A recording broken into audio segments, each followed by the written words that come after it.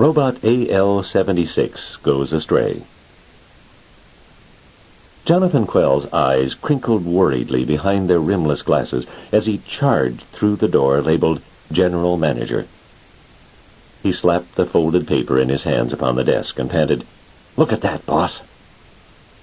Sam Toby juggled the cigar in his mouth from one cheek to the other and looked. His hand went to his unshaven jaw and rasped along it.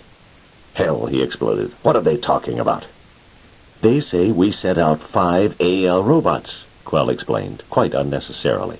"We sent 6, said Toby. "Sure, 6. But they only got 5 at the other end. They sent out the serial numbers, and AL-76 is missing." Toby's chair went over backward as he heaved his thick bulk upright and went through the door as if he were on greased wheels. It was 5 hours after that, with the plant pulled apart from assembly rooms to vacuum chambers, with every one of the plant's 200 employees put through the third-degree mill, that a sweating, disheveled Toby sent an emergency message to the central plant at Schenectady. And at the central plant, a sudden explosion of near panic took place. For the first time in the history of the United States Robots and Mechanical Men Corporation, a robot had escaped to the outer world. It wasn't so much that the law forbade the presence of any robot on Earth outside the licensed factory of the corporation. Laws could always be squared. What was much more to the point was the statement made by one of the research mathematicians. He said, "That robot was created to run a Dicinto on the moon. Its positronic brain was equipped for a lunar environment, and only a lunar environment. On Earth, it's going to receive 75 umptillion sense impressions for which it was never prepared. There's no telling what its reactions will be. No telling." And he wiped a forehead that had suddenly gone wet with the back of his hand. Within the hour, a stratoplane had left for the Virginia plant. The instructions were simple. Get that robot and get it fast. AL-76 was confused.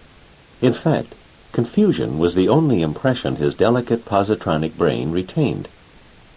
It had started when he had found himself in these strange surroundings. How it had come about he no longer knew. Everything was mixed up. There was green underfoot, and brown shafts rose all about him, with more green on top. And the sky was blue, where it should have been black.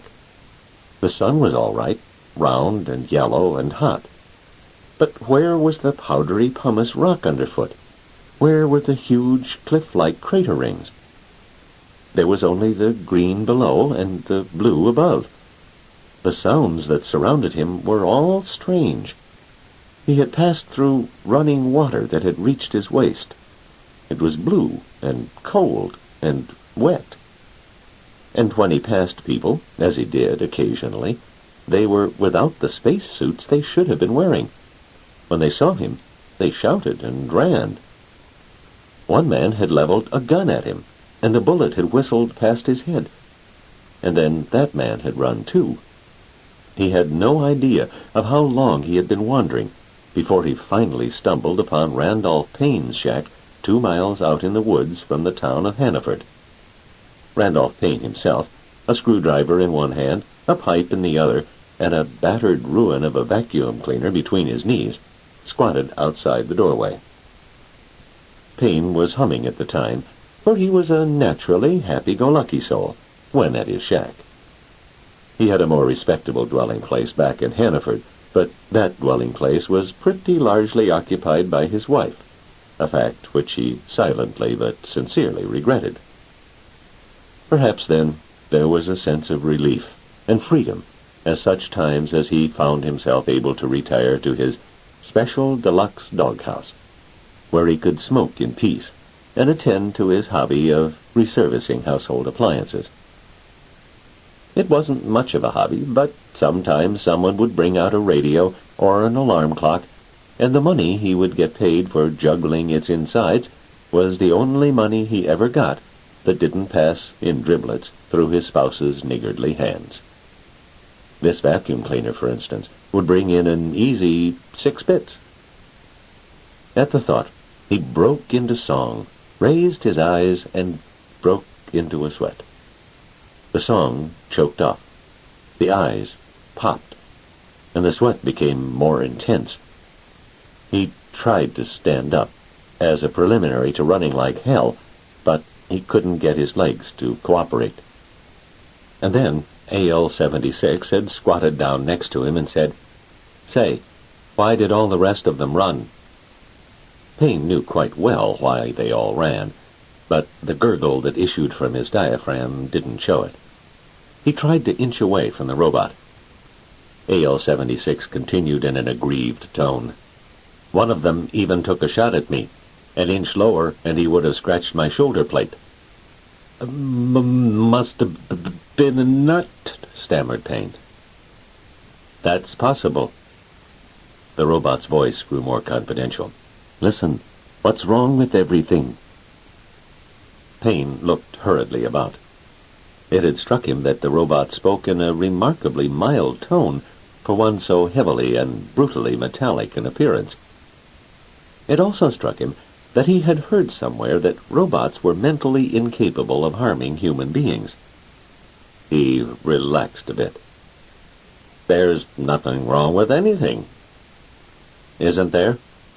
AL-76 eyed him accusingly. "You're all wrong. Where's your spacesuit?" "I haven't got any." "Then why aren't you dead?" That stopped Payne. "Well, I don't know." "See?" the robot said triumphantly. "There's something wrong with everything. Where's Mount Copernicus? Where's Lunar Station 17? And where's my disinto? I want to get to work, I do." He seemed perturbed, and his voice shook as he continued, "I've been going about for hours, trying to get someone to tell me where my disinto is, but they all run away. By now I'm probably way behind schedule, and the sectional executive will be sore as blazes. This is a fine situation." Slowly, Payne unscrambled the stew in which his brain found itself and said, "Listen, what do they call you?" "My serial number is AL-76. "All right, Al is good enough for me. Now, Al, if you're looking for Lunar Station 17, that's on the moon, see?" AL-76 nodded his head ponderously. "Sure, but I've been looking for it." "But it's on the moon. This isn't the moon." It was the robot's turn to become confused. He watched Payne for a speculative moment, and then said slowly, "What do you mean this isn't the moon? Of course it's the moon.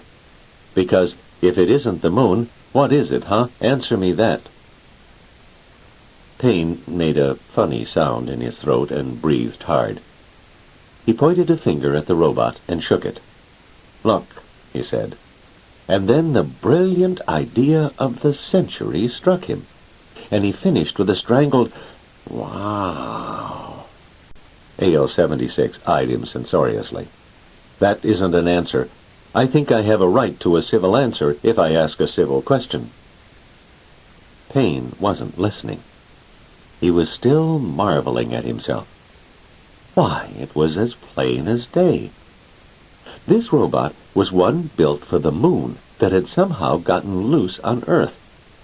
Naturally, it'd be all mixed up because its positronic brain had been geared exclusively for a lunar environment, making its earthly surroundings entirely meaningless.